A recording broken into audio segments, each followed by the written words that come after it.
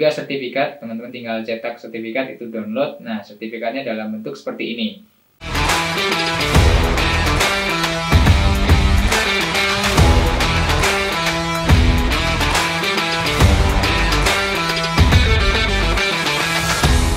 Halo teman-teman semua, nah, di video kali ini saya akan melanjutkan dari video sebelumnya, yang mana bagaimana cara kita membuat PT perorangan. Nah, sebelumnya kita sudah pernah membahas apa keuntungan atau mungkin ya juga masih ada dalam kelemahan ya untuk PT perorangan.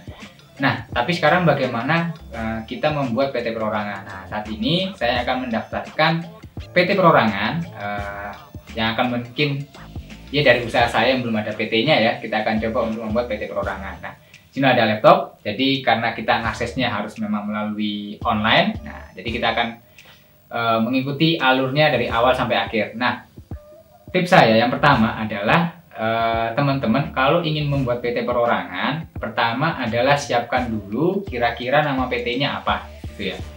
Nama PT ini nanti terdiri dari 3 suku kata. Teman-teman bebas dan disarankan juga tidak menggunakan kosakata bahasa Inggris atau serapan dari bahasa Inggris ya. Misalkan kita mau membuat sebuah PT perusahaan atau kebun gitu ya, kebun lalu kita bilang itu sebagai farm gitu ya. Nah, itu kalau menurut pengalaman saya di pembuatan PT dari notaris yang ya udah ada 2 PT sebelumnya, memang kata serapan dari bahasa Inggris itu tidak disarankan gitu ya, atau bahkan kadang ditolak gitu. Nah, pertama kita pikirkan dulu aja 3 suku kata.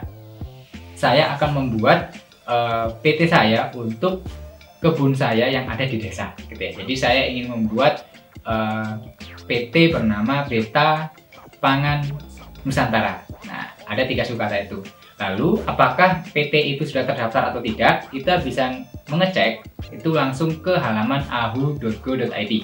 Nah, tampilannya seperti ini. Jadi teman-teman nanti tinggal akses aja ahu.go.id, gitu ya. Nah, nanti akan tampilan seperti ini. Ada dari halaman Ditjen Ahu Online. Di tampilan browsernya teman-teman seharusnya juga sama ya. Kalau ada perbedaan mungkin lebih ke bagaimana tata letaknya saja. Nah, teman-teman bisa langsung mengklik ada menu perseroan terbatas. Ini untuk kita memudahkan mengecek ya nama kita, PT yang akan kita daftarkan apakah sudah ada atau belum gitu ya. Nah, kita tinggal ketik saja. Tadi ada Beta Pangan Nusantara. Nah, untuk ada singkatan perseroan yang diinginkan, kalau misalkan nggak pakai singkatan ya tidak apa-apa juga gitu ya. Yang penting namanya yang harus diisi dengan tanda bintang ini gitu ya. Nah, kita cari. Ya, butuh proses. Ya, loading. Dia akan mencari dari daftar nama-nama perusahaan yang sudah ada. Ketika sudah ada, maka ada pemberitahuan bahwa PT tersebut sudah terdaftar seperti itu.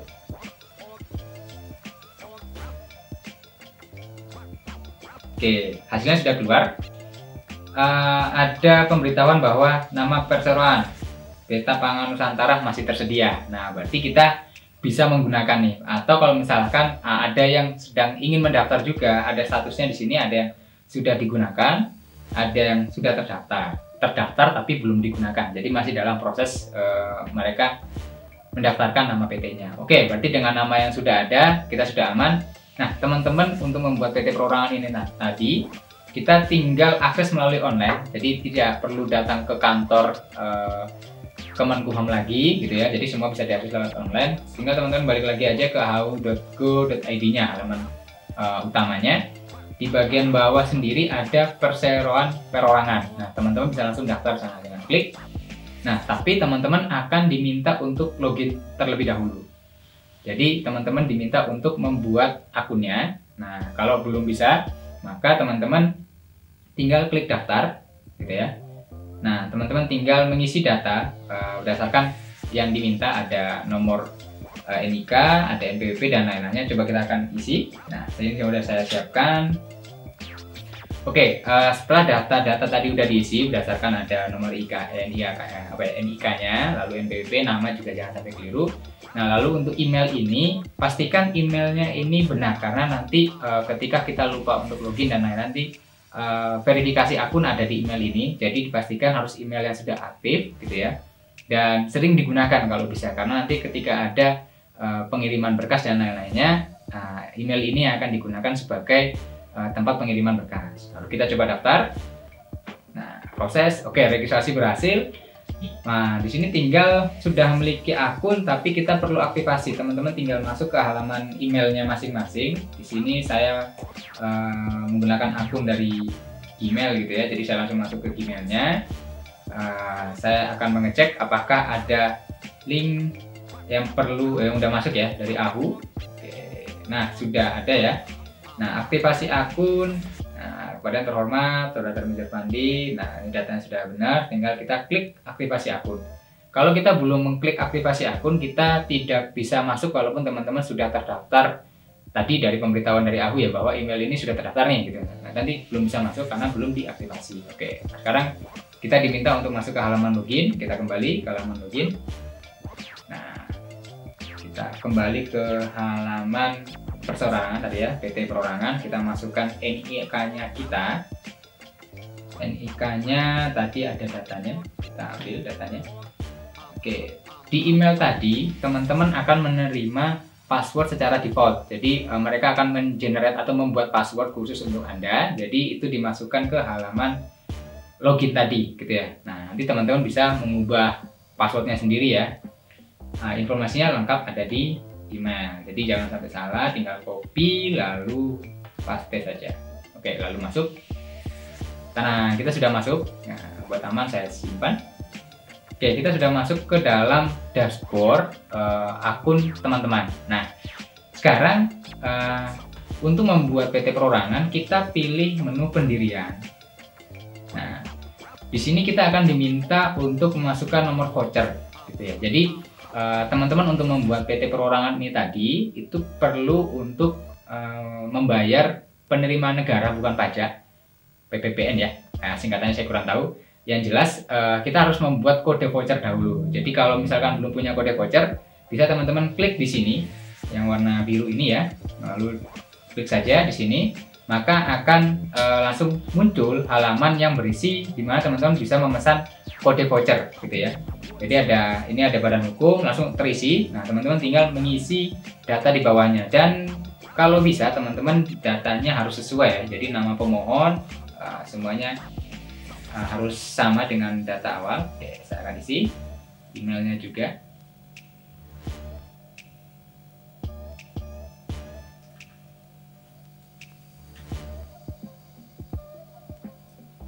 Oke, apabila sudah mengisi, tahap selanjutnya membayar ke bank. Jadi teman-teman membayar 50.000 paling lambat 7 hari setelah melakukan pemesanan ini. Nah, teman-teman tinggal centang bahwa telah membaca syarat dan ketentuan, lalu teman-teman simpan, maka akan keluar tampilan kode voucher yang teman-teman harus bayar. Nah, pembayaran bisa dilakukan di mana saja.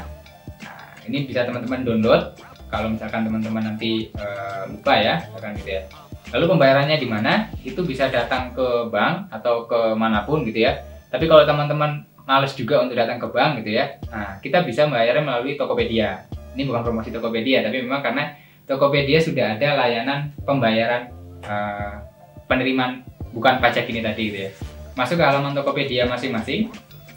Oke, setelah teman-teman masuk ke dalam halaman Tokopedia, nah teman-teman tinggal mencari ke bagian pembayaran, misalkan toko tagihan. Pokoknya sampai nemu PNBP, karena kita tidak tahu nanti video ini apakah ada perubahan di tampilan Tokopedia atau bagaimana. Teman-teman bisa nanti mencari.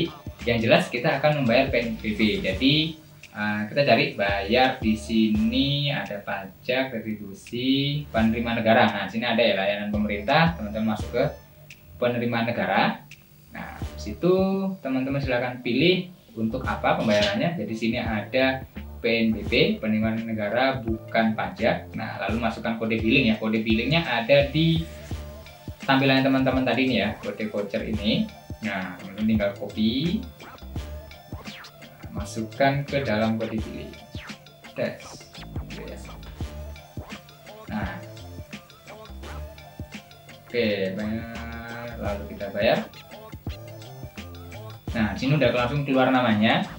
Pastikan kalau teman-teman benar-benar ada namanya sini, ada Tarmi Ervandi gitu ya, itu nama saya gitu ya. Nah, jumlahnya juga 50.000, tidak ada yang nambah. Nah, kalau masalah pakai promo atau tidak itu urusan teman-teman gitu ya. Oke, lalu teman-teman tinggal bayar di sini, pilih pembayaran. Ya, pembayaran bebas, teman-teman ingin memilih dengan apa. Akan saya menggunakan. Oke, setelah teman-teman melakukan pembayaran, maka ada keluar tampilan ya bahwa selama pembayaran PNBP berhasil. Nah, teman-teman sudah berhasil membayar, tinggal dilihat ya nominalnya berapa gitu ya. Nah, lalu teman-teman setelah selesai, nanti kembali lagi ke halaman ahu.go.id tadi. Kode voucher ini selesai ya, teman-teman melakukan konfirmasi. Nah, jadi teman-teman setelah melakukan pembayaran di entah itu Tokopedia ataupun nanti di bank, nah dan lain-lain gitu ya, banyak yang fasilitas yang teman-teman bisa gunakan. Nah, teman-teman perlu mengkonfirmasi terlebih dahulu bahwa telah membayar. Nah, teman-teman masuk lagi ke halaman ahu.go.id tadi. Nah, teman-teman pilih Simpadu. Nah, Simpadu, lalu teman-teman konfirmasi pembayaran. Lalu di sini isi datanya teman-teman, Tarmizi, ya namanya masing-masing ya. Lalu datanya pastikan data yang diisi di sini sesuai dengan data waktu teman-teman membayar kode vouchernya. Jadi ada alamat email juga diisi, HP sudah. Nah, karena kode bank ini tadi lalu lewat Tokopedia, jadi teman-teman cari saja di sini Tokopedia, kita cari. Nah, ada paling bawah sendiri ternyata ya. Nah, kode vouchernya teman-teman masukkan kode vouchernya.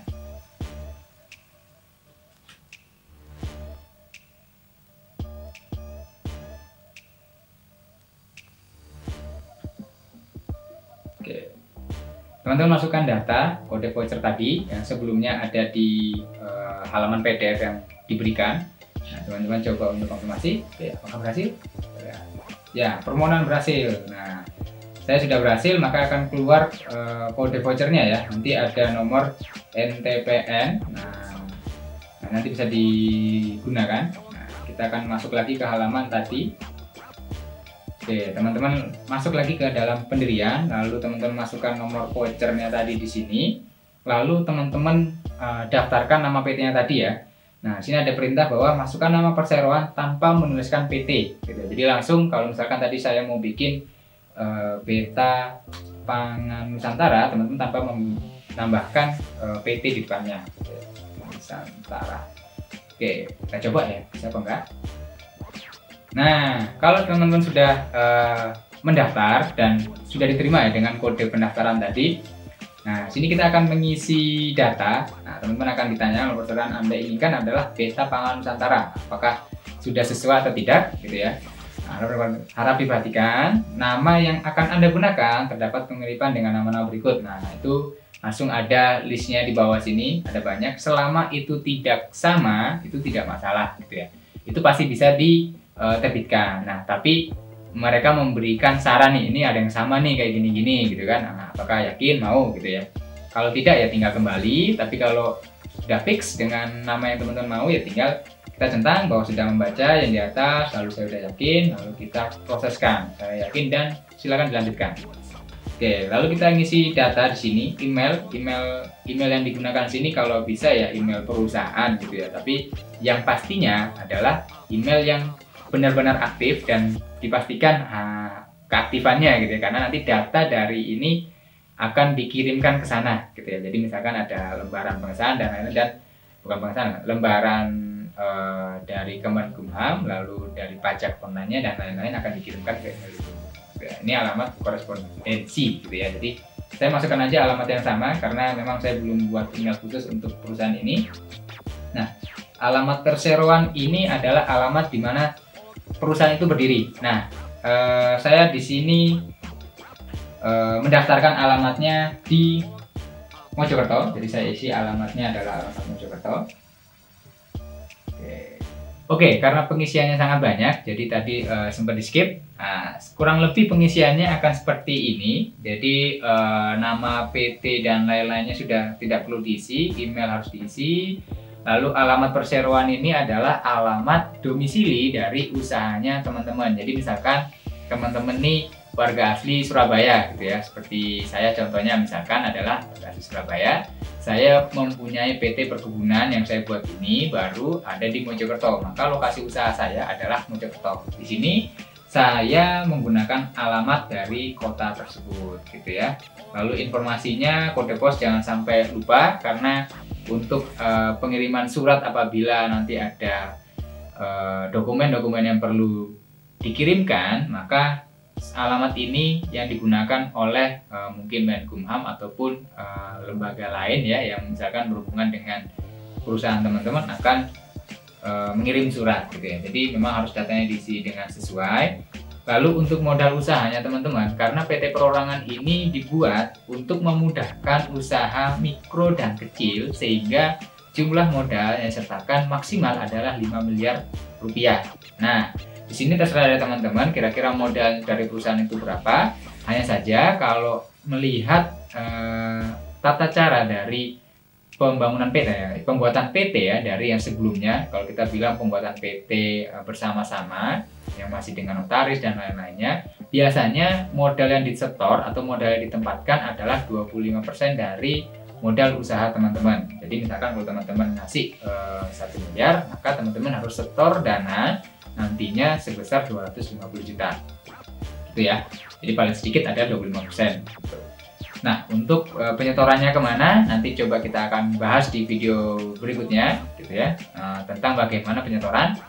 Karena untuk ini kita hanya pembuatan legalnya saja dan mendaftarkan nama PT-nya gitu ya. Lalu mungkin akan teman-teman juga bingung apa ini kode KBLI. Jadi kode KBLI itu kalau teman-teman cari di Google aja KBLI itu apa? KBLI itu klasifikasi baku lapangan usaha Indonesia. Jadi identitas dari usaha teman-teman itu apa gitu ya. Jadi usahanya adalah pertanian seperti apa? Peternakan atau penggemukan sapi atau bagaimana. Nah, itu semua ada di dalam daftar KBLI. Teman-teman tinggal klik tambah, lalu teman-teman pilih usaha atau jenis kegiatan usaha yang sesuai dengan ini.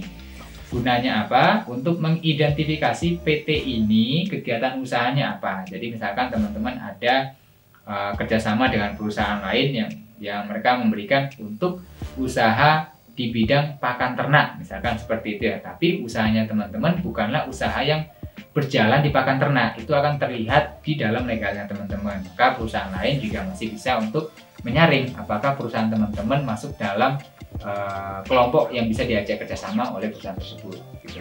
Nah, jumlahnya berapa KBLI ini saya juga belum tahu pastinya, hanya saja tidak terlalu banyak ya, karena kalau terlalu banyak juga akan menurut saya sih jadi seakan-akan usaha ini fokusnya tidak tahu arahnya kemana. Di sini saya hanya naruh 5 kegiatan usaha dari legal PT ini. Ada diantaranya ada pertanian dan peternakan. Oke, lalu untuk data pemilik usaha ya datanya teman-teman silahkan diisi lengkapnya, RT, RW dan lain semuanya diisi. Lalu mungkin teman-teman harus membaca ini dengan seksama, jadi tidak harus asal centang ya. Seperti ini ya, pemilik manfaat dan lain-lainnya, teman-teman silahkan baca. Dan apabila teman-teman belum menentukan pemilik manfaat, maka ini perlu dicentang. Pemilik manfaat ini yang dimaksud adalah orang yang teman-teman tunjuk untuk bisa mewakili perusahaan atau misalkan memecat direktur, memecat komisaris dan lain-lainnya, dan juga mungkin bisa mengambil dana seleluasannya.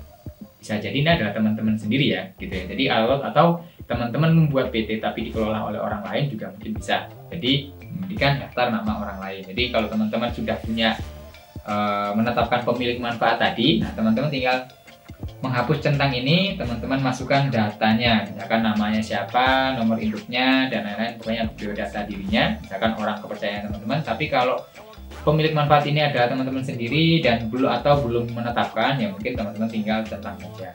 Oke, kita akan coba submit.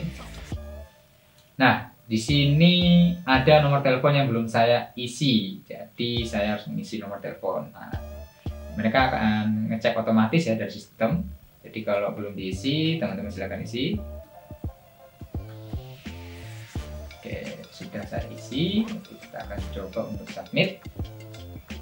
Oke, kita perhatiin jauh, disuruh baca lagi ya teman-teman ya. Jadi memang karena setelah dibuat tidak bisa dianggurkan karena teman-teman langsung sebagai membuat subjek hukum baru. Jadi seakan-akan sudah melahirkan anak barunya dari teman-teman gitu ya. Jadi tidak segampang itu setelah dibuat ditinggalkan gitu ya. Jadi harus dipertanggungjawabkan. Jadi memang harus diteliti lagi. Oke, kalau sudah yakin teman-teman tinggal yakin dan submit permohonan. Oke, ini sedang mengirim data. Kita tunggu saja apa responnya. Oke, apabila sudah berhasil, ternyata keluar tentang gitu ya. Submit permohonan berhasil. Batas waktu konfirmasi maksimal 7 hari dari tanggal transaksi. Segera cek surat pernyataan pendiri dan lakukan konfirmasi sebelum batas waktu habis atau permohonan akan terhapus secara otomatis. Oke. Nah, ini sudah. Tanggal batas waktu konfirmasi maksimal 7 hari. Oke, maka permohonan dianggap batal. Melakukan permohonan kembali dari awal. Siap. Saya akan konfirmasi pernyataan pendiri. Nah, konfirmasi pernyataan pendiri. Jadi statusnya adalah saat ini masih konfirmasi pernyataan pendiri. Kita klik. Oke, diminta untuk konfirmasi. Dikasih waktu dalam waktu 7 hari. Saya lihat datanya ya masih sama semua.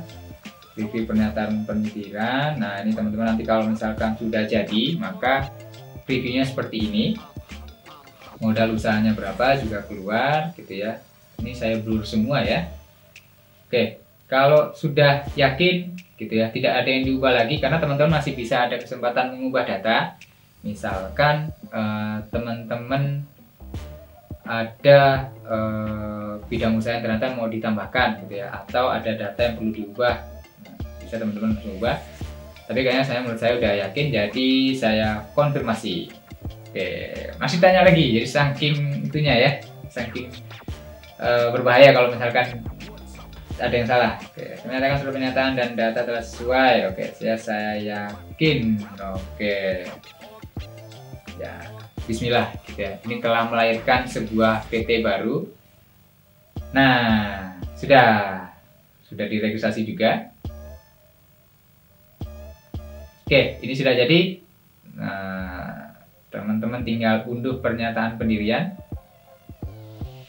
Oke, ini adalah pernyataan pendirian gitu ya, bahwa secara resmi PT ini telah berdiri, PT Pangan Nusantara, dengan alamat yang ada di dalamnya, lalu data-datanya, pemilik usahanya ini siapa, pendirinya, dan lain-lainnya ya. Lalu ada juga sertifikat, teman-teman tinggal cetak sertifikat, itu download. Nah, sertifikatnya dalam bentuk seperti ini.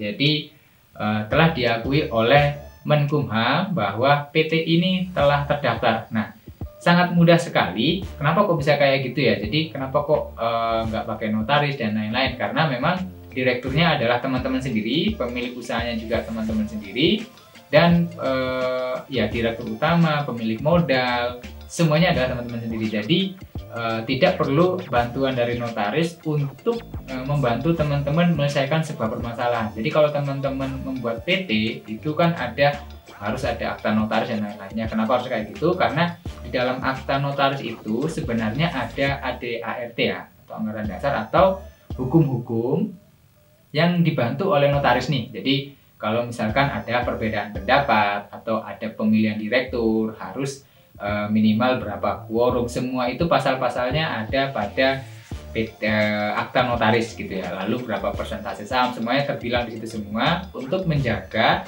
agar usaha ini bisa berjalan dengan baik walaupun ada banyak kepala di dalamnya. Nah, tapi karena urusan perorangan ini hanya Anda sendiri dan seluruhnya, mungkin kalau misalkan nambah tim dan lain-lain itu adalah karyawannya teman-teman, jadi itu bebas. Nah, saya sudah punya PT Pangan Nusantara. Nah, berarti tinggal langkah berikutnya saya akan coba untuk membuat rekening dan lain-lainnya, mungkin ada di video berikutnya. Kalau teman-teman ada yang ingin didiskusikan atau ada yang ingin dibahas mengenai legal, bisa teman-teman komen di bawah. Dan jangan lupa dukung channel ini agar manfaatnya bisa diterima oleh orang banyak. Subscribe dan nyalakan tombol lonceng. Oke, terima kasih.